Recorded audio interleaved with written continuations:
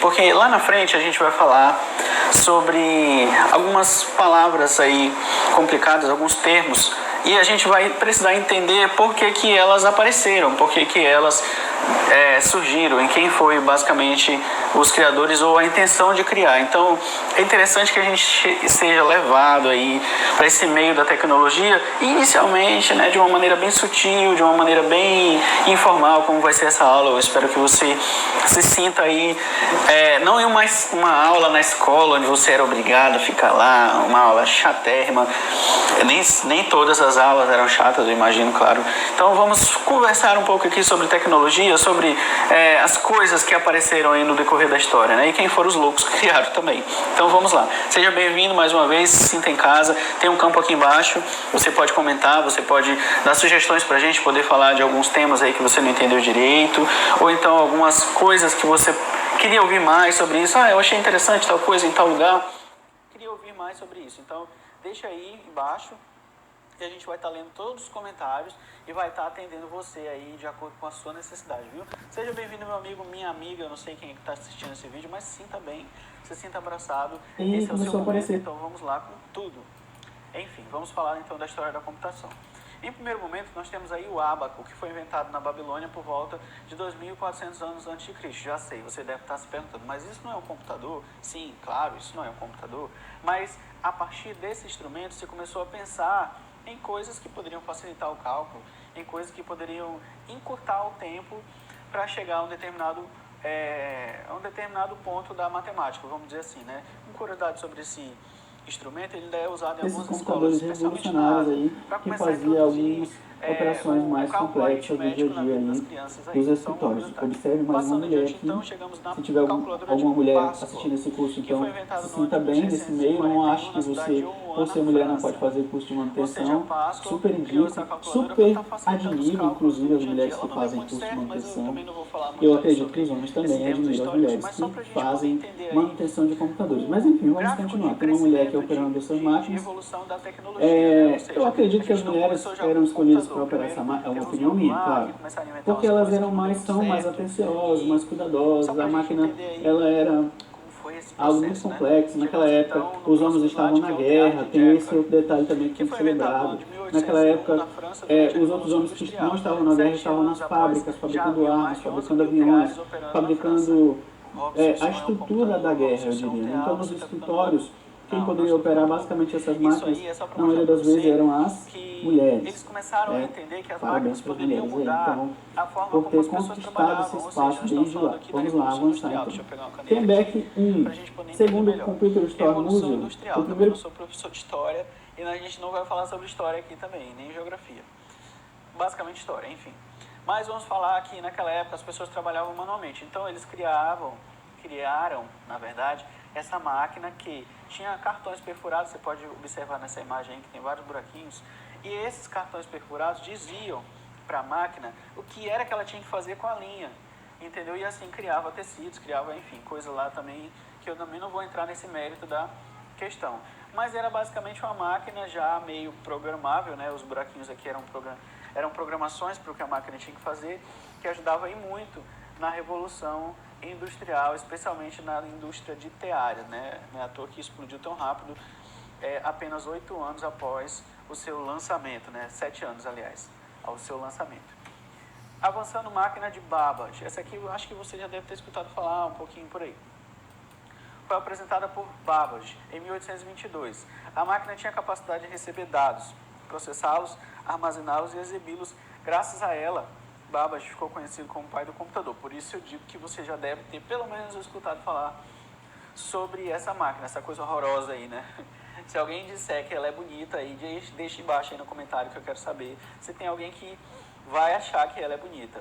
Acho que não, né? Mas enfim, gosto é gosto. Ela fazia alguns cálculos aí também, processava algumas informações e exibia aí também. Vamos continuar então. Perceba que a gente está seguindo uma linha do tempo. Computador pessoal, detalhes. Computador aqui anterior não é pessoal, é para empresa. Esse aqui sim, pessoal, foi o Tembeck 1, lançado em 1974. Ou seja, passou-se um bom tempo aí em que nada novo, especialmente novo, apareceu, até chegar no Z1, que foi desenvolvido por Kondak Zuse. a partir do ano de 1934. Este tinha 256 bytes de memória. Pois é considerada a primeira máquina. Hoje, eu não sei se você tem ideia do linguajar de nomenclatura. Lá na frente a gente vai falar sobre isso, mas isso aqui é muito pouco, viu? Pouquíssimo. Todos nós. E foi anunciado na revista Scientific American por $750. Era caro para a época já. Hoje, se fosse hoje, já seria caro, mas para a época já era caro.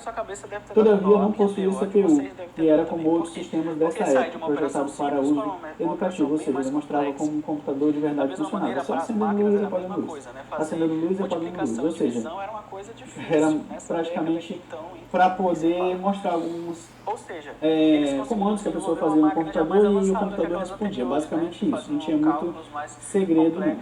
Avançando, chegamos então no Altair 8800. Vamos avançar. Chegamos então no ENIAC, como alguns dizem. Né? O ENIAC começou a ser desenvolvido em 1943, durante a Segunda Guerra Mundial, para computar trajetórias táticas que exigissem conhecimento substancial em matemática. Possuía 18 mil válvulas, né? Válvula que não acabava mais. O ENIAC conseguia fazer 500 multiplicações por segundo, porém só ficou pronto em 1946, vários meses após a guerra. Se você já estudou sobre a Segunda Guerra Mundial ou se lembra um pouco aí, você se lembra que naquela época não tinha muita tecnologia, então a tecnologia estava engatinhando a passos lentos, até que um louco lá um dia resolveu criar um computador que conseguia prever as trajetórias do inimigo, né? Computar trajetórias táticas. Pronto, eu não vou nem me alongar muito nesse assunto. Você quer saber um pouquinho mais sobre esse assunto? Eu vou indicar um filme para você assistir aqui que vai falar um pouco sobre isso, né? Inclusive, na próxima aula, eu vou falar mais sobre alguns filmes e séries que você pode assistir. Em 75 surge o Altair 8800, um computador pessoal baseado na CPU Intel 8080. Vendido originalmente como kit de montar através da revista norte-americana popular Electronics. Os projetistas pretendiam vender apenas algumas centenas de unidades, tendo ficado surpresos quando venderam 10 vezes mais que o previsto para o primeiro mês. Custava cerca de $400, ou seja, mais barato do que o anterior, e se comunicava com o usuário através de luzes que piscavam, como eu falei, da mesma maneira como o anterior. E entre os primeiros usuários estava o calor da Universidade de Harvard, chamado, não sei se você conhece esse cara. Guarda essa imagem. Essa mulher está operando esse computador, esse cara também, claro, né? Mas basicamente os computadores na época eram operados mais por mulheres. E ele ocupa o tamanho de uma sala inteira, né? Não era nada econômico, ele gastava muita energia e espaço também. Então grava essa imagem, lá na frente a gente vai lembrar dela de novo. Vamos avançar. Só uma curiosidade, como eu falei, né? Até o final dos anos 1970, reinavam absolutos wireframes, que é exatamente isso que eu quero que você grave, né? Essa palavra e o tamanho aí. Olha o tamanho da sala. Uma sala inteira Bill Gates, o jovem programador Paul Allen, outro famoso também. Vê como as coisas se conectam? Então, por isso é interessante a gente estudar a história, porque a gente começa a entender como foi que as grandes empresas de tecnologia surgiram. Inclusive, a gente vai falar sobre essas histórias no nosso canal do YouTube, então se você tiver interesse em procurar que o preto no Altair dura. Lá na frente a gente vai falar sobre isso, mas isso aqui é muito pouco, viu? Pouquíssimo. E foi anunciado na revista Scientific American por $750. Era caro para a época já. Hoje, se fosse hoje, já seria caro, mas para a época já era caro. Todavia, não possuía CPU e era como outros sistemas dessa época, projetados para uso educativo, ou seja, demonstrava como um computador de verdade funcionava, só acendendo luz e apagando luz. Acendendo luz e apagando luz, ou seja, era praticamente para poder mostrar alguns comandos que a pessoa fazia no computador e... eu acredito que as mulheres eram escolhidas para operar essa máquina, é uma opinião minha, claro.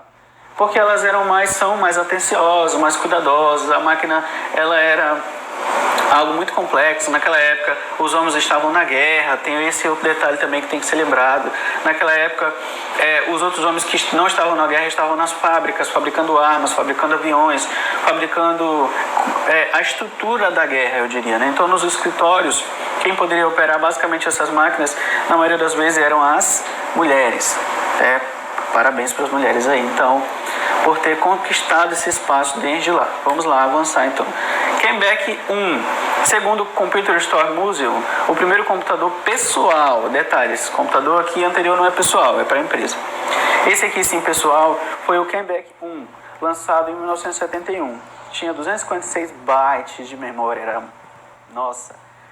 Hoje, eu não sei se você tem ideia do linguajar de nomenclatura, lá na frente a gente vai falar sobre isso, mas isso aqui é muito pouco, viu? Pouquíssimo. E foi anunciado na revista Scientific American por $750. Era caro para a época já. Hoje, se fosse hoje, já seria caro. Mas para a época já era caro. Todavia, não possuía CPU e era como outros sistemas dessa época, projetado para uso educativo, ou seja, demonstrava como um computador de verdade funcionava, só acendendo luz e apagando luz, acendendo luz e apagando luz, ou seja, era praticamente para poder mostrar alguns comandos que a pessoa fazia no computador e o computador respondia, basicamente isso, não tinha muito segredo não.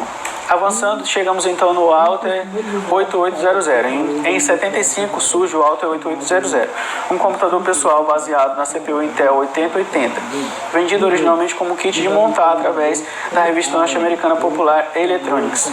Os projetistas pretendiam vender apenas algumas centenas de unidades, tendo ficado surpresos quando venderam 10 vezes mais que o previsto para o primeiro mês. Custava cerca de $400, ou seja, mais barato do que o anterior, e se comunicava com o usuário através de luzes que piscavam, como eu falei, da mesma maneira como o anterior.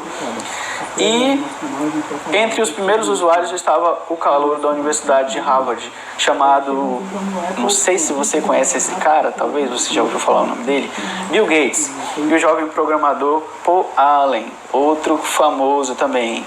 Vê como as coisas se conectam? Por isso que é interessante a gente estudar a história, porque a gente começa a entender como foi que as grandes empresas de tecnologia surgiram.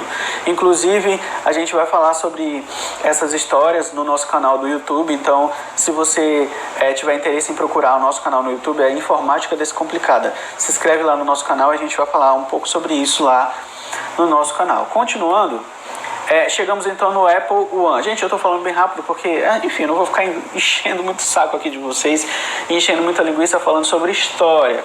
Não é o foco do nosso curso. Mas é divertido a gente falar, é interessante a gente falar para você já começar a entender, como eu falei, como surgiu toda essa parafernália aí de computador e informática.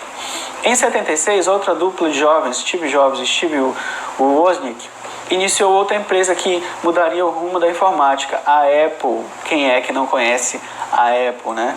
Jobs e Wozniak abandonaram a Universidade de Berkeley, meu inglês também não é essa maravilha toda, para poderem se dedicar ao projeto de computador pessoal, criado por Wozniak, o Apple One. Como o Wozniak trabalhava para a HP, que também era uma outra gigante da tecnologia, é ainda até hoje, o seu projeto precisava ser apresentado para a empresa, que recusou de imediato a ideia, ou seja, a propriedade intelectual do funcionário não era dele, era da empresa. Então ele precisava apresentar até mesmo por mera formalidade. Mas a HP, infelizmente, perdeu a oportunidade de negócio e perdeu bilhões de dólares através desse negócio aí que ela não quis comprar, né? O seu projeto precisava ser apresentado para a empresa, que recusou. Isso abriu o caminho para a criação da Apple, ainda bem que eles recusaram, né? Empresa fundada pelos dois que comercializavam os computadores montados na garagem de Jobs. Os 200 primeiros computadores foram vendidos nas lojas da vizinhança mesmo, cada um custando $500, né? Esse US aqui é o símbolo de dólar. Cada. Interessado no projeto, Michael Makula, na época o vice-presidente de marketing da Intel, resolveu investir $250 mil na Apple, outra empresa famosa também que começa a aparecer. Então, vemos as conexões. A Intel achou interessante aquela ideia e resolveu, vou investir nesses caras, eles têm futuro, eu acho que a gente vai conseguir ganhar muito dinheiro com isso. E deu super certo, né? À toa, hoje a Apple é uma das maiores empresas do mundo. Ela é maior, inclusive, do que a Intel hoje. Então, foi um excelente negócio para eles. Chegamos, então, no Apple II, ou Apple II, alguns meses depois, né? Ou seja, já trabalhavam intensamente por causa do sucesso do primeiro. Já em 77, foi lançado o primeiro microcomputador como o conhecemos hoje, né? Esse layout, esse design, essa apresentação aí de monitor, teclado. Ainda não tinha o mouse, né? Que surgiu um pouco depois. O equipamento já vinha montado montado com um teclado integrado e era capaz de gerar gráficos coloridos. Parte da linguagem da programação do Apple II havia sido feita pela Microsoft. Quem diria Apple e Microsoft juntas? Mas lá atrás já estiveram, né? Inclusive o Apple, não que o Apple tivesse o Windows, não era chamado de Windows ainda naquela época o sistema operacional. A gente vai falar um pouquinho já sobre isso, viu? As vendas chegaram a 2,5 milhões no primeiro ano de comercialização. Hoje já é muito dinheiro, mas naquela época era muito mais. Então vamos avançar. IBM PC, a IBM, que era a gigante, né, que fabricava aqueles computadores gigantes que a gente viu nos primeiros slides, não podia ficar quieta vendo os concorrentes crescerem. Em 80, a IBM estava convencida que precisava entrar no mercado de microinformática também. E o uso profissional dos micros só deslanchou quando ela entrou nesse mercado, ou seja, a concorrência, né? Concorrência é tudo. A empresa dominava e domina até hoje, claro, no mercado de computadores de grande porte, ou seja, os servidores, os mainframes. A gente vai falar também sobre tipos de computadores e como identificar o tipo de computador ideal para o seu cliente, para você também numa aula lá na frente. A gente vai falar sobre mainframe, sobre servidor também. O mercado de computadores de grande porte e desde a primeira metade do século XX. Como não estava acostumado à agilidade do novo mercado, criado e dominado por jovens, dinâmicos e entusiasmados, a gigante corporação decidiu que o PC não podia ser criado na mesma velocidade ao qual estava acostumado a desenvolver novos produtos, ou seja, ela estava acostumada a passar anos e anos projetando um computador. Agora não, o computador tinha que ser desenvolvido em pouco tempo, né, de preferência em meses. Por isso a empresa criou uma força-tarefa especial para desenvolver um novo produto. Assim, um grupo de 12 engenheiros liderado por William C. Lowe foi instalado em um laboratório em Boca Raton, na Flórida, longe dos principais centros de desenvolvimento da corporação, que até hoje fica na Califórnia. Se você não sabe, na Califórnia tem o Vale do Silício. Depois a gente vai falar sobre isso. Ou seja, lá está a nata das empresas de tecnologia, ou seja, as maiores gigantes estão lá. Ela teve uma ideia brilhante, tirou o pessoal de lá para não chamar a atenção, levou para a Flórida. Não que na Flórida não tenha tecnologia, claro, tem, mas naquela época não tinha empresas de tecnologia instaladas na Flórida, então não chamou a atenção. E o resultado desse trabalho foi até hoje, ficam na Califórnia e em Nova York também. O resultado desse trabalho foi o IBM PC, que tinha um preço de tabela de $2.820, era bem caro, bem mais caro que os concorrentes. Mas foi um sucesso imediato. Em 4 meses foram vendidas 35 mil unidades, 5 vezes mais do que o esperado. Eles esperavam vender bem menos, mas vendeu bem mais, porque a IBM já era conhecida, tinha um nome no mercado. Não só as pessoas que eu digo, as pessoas mesmo, mas as empresas também compraram esse computador que para eles era revolucionário para a época, né? Substituindo processos manuais. Vamos então avançar. Nascimento dos sistemas operacionais. Vamos falar então da Microsoft agora. Como todo computador, o IBM precisava de um sistema operacional para poder ser utilizado. Durante o processo de desenvolvimento do IBM PC, sem outra alternativa, a IBM recorreu à Microsoft, que ofereceu um sistema operacional para a IBM. Mas, na verdade, eles não tinham nada pronto. Ao assinar o contrato de licenciamento dos Disk Operating Systems, sistemas operacionais de disco, para a IBM, Bill Gates e Paul Allen foram atrás da Seattle Computer, uma pequena empresa que desenvolvia o sistema operacional Q2 e que o vendeu para a Microsoft por, meu Deus, esse foi o pior negócio da história, eu diria um dos piores. Eles venderam por $50 mil, sem imaginar o fim que esse sistema teria, ou seja, se tornaria no Windows, ele se transformaria no sistema operacional mais usado para computador, é claro, da história. Vamos continuar então, que a sofrência desses caras foi grande. Claro, da Seattle Computer. Eu acho que até hoje os donos dessa empresa, eu vou pesquisar mais sobre, depois a gente vai falar sobre isso, devem chorar até hoje, porque eles deveriam ter feito esse negócio com a IBM, né? Teriam ganhado muito dinheiro. Mas enfim, nascimento dos sistemas operacionais. A Microsoft, isso mesmo, continuando. A Microsoft então adaptou e criou o PC-DOS, mudou o nome, né? O contrato com a IBM previa um royalty de $10 a $50 por cada máquina vendida e um pequeno pagamento inicial. Mas o sistema continuava sob propriedade da Microsoft. Claro, eles não eram bobos, né?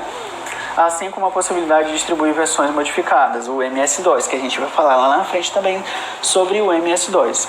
Esse contrato é, sem dúvida alguma, um dos mais importantes do século XX, pois através desse contrato a Microsoft deixou de ser uma microempresa de software, né, para se tornar a empresa mais poderosa do mundo no ramo, a empresa mais poderosa no ramo da informática, e tornar Bill Gates um dos homens mais ricos do mundo.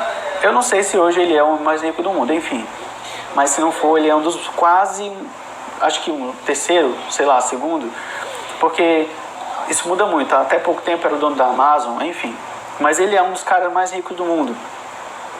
Ou seja, tudo por causa daquele contratinho lá de $50 mil, né? Ou seja, não desista da sua ideia. Se você tem uma ideia genial, ó, corra atrás, porque você pode ser o próximo bilionário. No ramo da informática, você sabe que isso é possível. Tá aqui uma telinha do MS-DOS.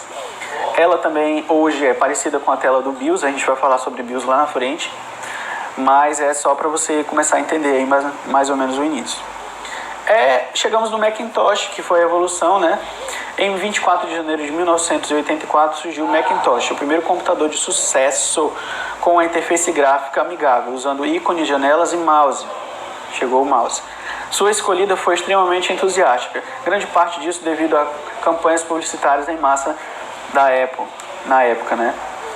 E até hoje o nome é Macintosh. Claro que hoje não é assim, né? Mas ele é bem bonitinho. Vou mostrar para vocês lá na frente uma foto dele. Chegamos então, já concluindo essa primeira parte, né? IBM PCs compatíveis. O mesmo grupo que criou o IBM PC também definiu que o componente básico do computador, a BIOS, seria de fabricação exclusiva da IBM. Esse chip tem a finalidade de fornecer aos PCs uma interface de entrada e saída de dados. A gente vai falar muito sobre BIOS lá na frente, viu? Tá aqui o nome BIOS.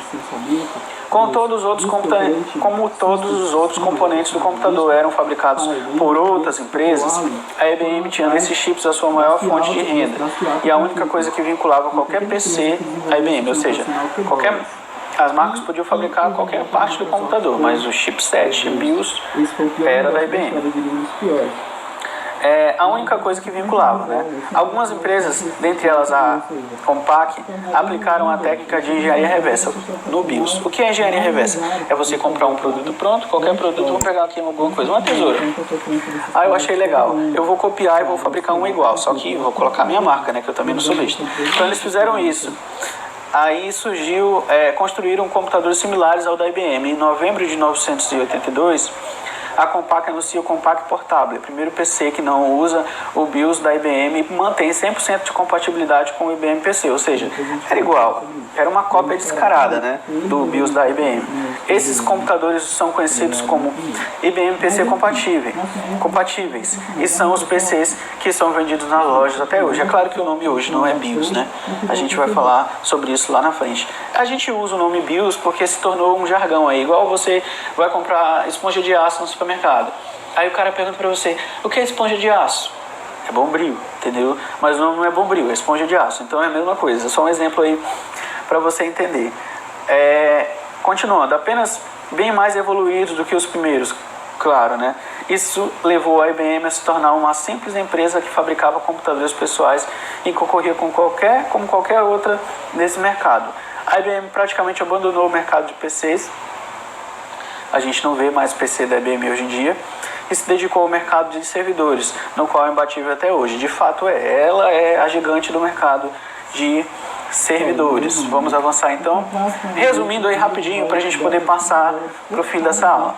Primeira geração de computadores, os computadores de primeira geração 45 a 59 usavam válvulas eletrônicas, quilômetros de fios, eram lentos, enormes e esquentavam muito, detalhe, né?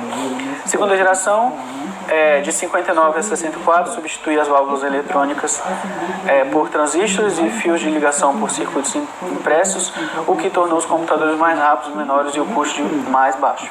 Terceira geração, de 64 a 70, foi construído com circuitos integrados, ou seja, placas eletrônicas, proporcionando maior compactação, redução dos custos e velocidade de processamento na ordem dos microsegundos. Tem início a utilização de avançados sistemas operacionais, que foi quando começou a usar aí as telas, né?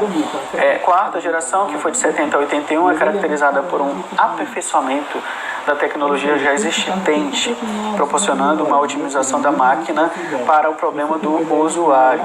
Maior grau de miniaturização, confiabilidade maior e velocidade, já na ordem dos nanosegundos, né, a bilésima parte do segundo.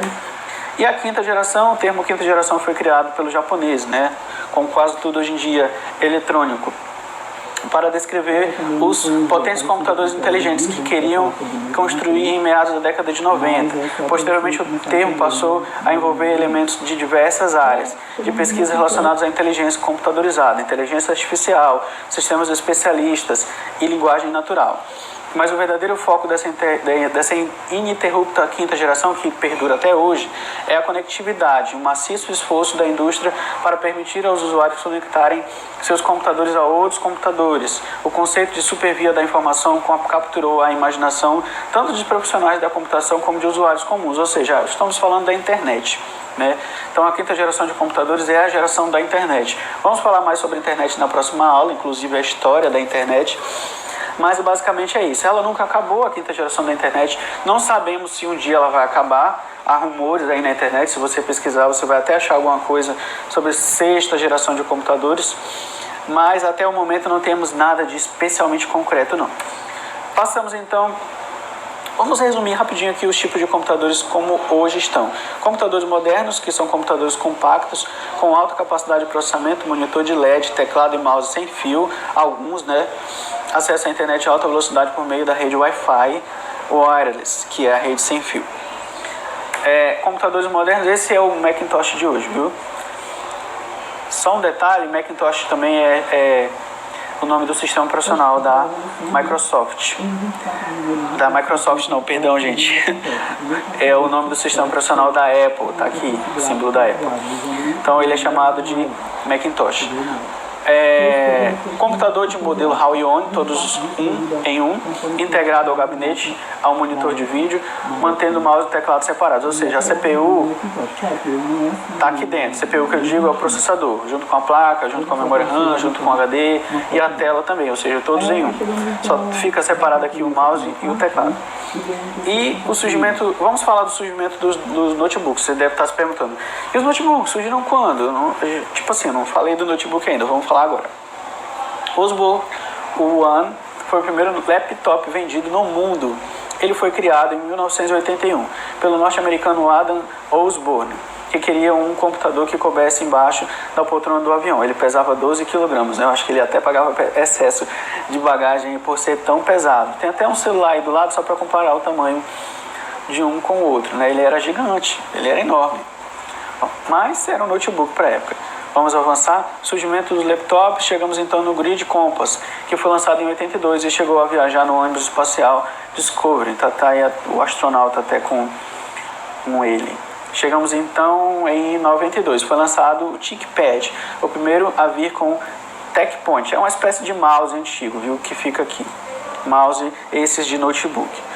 Avançamos então, chegamos no Asus Transform Pad, um tablet híbrido alimentado por sistema operacional Android, lançado em 2011. Então, aqui começa a se dividir, notebook para um lado e tablet para o outro, apesar de existirem máquinas híbridas até hoje. Mas só para você entender aí o grau, a linha do tempo da evolução dos notebooks. E o surgimento dos tablets, né? O primeiro grande lançamento desses dispositivos foi feito pela Microsoft, que em um grande evento realizado em 2002 apresentou o tablet PC com Windows XP. Bill Gates empolgou muitas empresas e vendeu milhares de unidades logo de início. O sucesso era que o aparelho trazia tudo o que um notebook tinha a oferecer, e era tátil, ou seja, tinha essa canetinha aí que a pessoa usava na tela. Já o início das primeiras telas touch screen, né, como a gente tem hoje os celulares.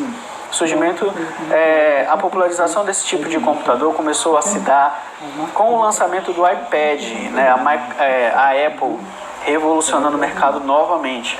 Vocês percebem que de tempos em tempos a Apple vai lá e revoluciona de novo. Então eles fizeram isso com o iPad. Assim como fizeram com o Apple One, o Apple II, assim como fizeram com o Macintosh, assim como fizeram com o iPhone, assim como fizeram com o iPod também, né? Então há muitos casos aí. já que havia sido responsável pela difusão dos MP3 players e smartphones com o iPod e o iPhone, como eu falei, em janeiro de 2010, que, inspirado no sucesso dos smartphones, utilizavam a tela sensível ao toque dos dedos, dispensando canetas especiais, como era o caso lá do tablet da Microsoft, e um sistema operacional diferente do uso utilizado no computador comuns, operado por mouse e teclado, ou seja, ele era um sistema operacional específico para telas touchscreen, como era o iPad.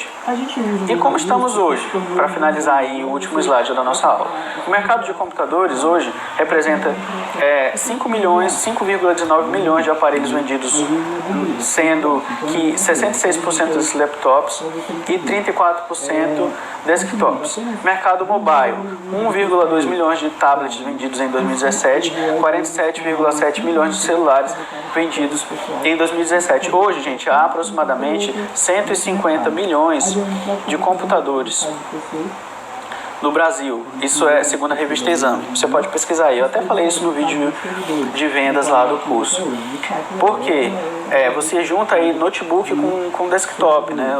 As duas categorias juntas. Tanto os que foram comprados agora, os novos, como os que já estavam operando antes. Então tem mercado para muita gente. Tem aí muitos computadores dando defeito. Você vai fazer a manutenção desses computadores, com certeza. A gente calcula que, em média, um técnico iniciante aí de carreira, se ele fizer uma boa campanha de marketing na sua cidade, no seu bairro, na região que mora, ele consegue fazer pelo menos 2 formatações por semana, que é o serviço mais feito.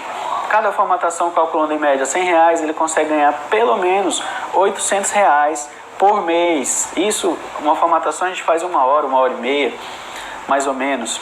Então, R$800 por mês, trabalhando aí mais ou menos 10 horas, vamos colocar aí 10 a 12 horas, que equivale a um dia, né, de serviço para algumas pessoas. Em apenas um dia de serviço você ganha R$800, nossa, é excelente, você já pagou aí quase 3 vezes o valor do nosso curso, né? Então, é um mercado em expansão. Então, gente, tenha paciência, a gente vai ensinar tudo para vocês. Essa foi só a primeira aula, de fato. A gente vai ensinar desde o item mais simples, a nomenclatura, como funciona, até o mais avançado possível, que é a das últimas aulas lá. Então, mais uma vez, se sinta abraçado, seja bem-vindo. A gente está aqui com um mundo de informações para passar para vocês. A gente aconselha que você não vá com muita sede ao pote, que você assista as aulas com calma, vá absorvendo, vá treinando, vá se exercitando, vá colocando em prática. Não faça o curso em 1 semana, ou não faça o curso em 10 dias. O curso é longo, então vá praticando aí, que com certeza você vai ter sucesso. Estamos aqui para ajudar você em caso de dúvida. Então, gente, na próxima aula a gente vai falar sobre a história da internet, vamos falar mais sobre alguns tempos difíceis aí na história da tecnologia e também como estamos hoje. Então, muito obrigado por estar aqui, muito obrigado. Eu sei que essa aula foi longa, mas é necessário para que você entenda como tudo isso, toda essa questão de tecnologia surgiu e evoluiu. Um grande abraço para você e até a próxima aula.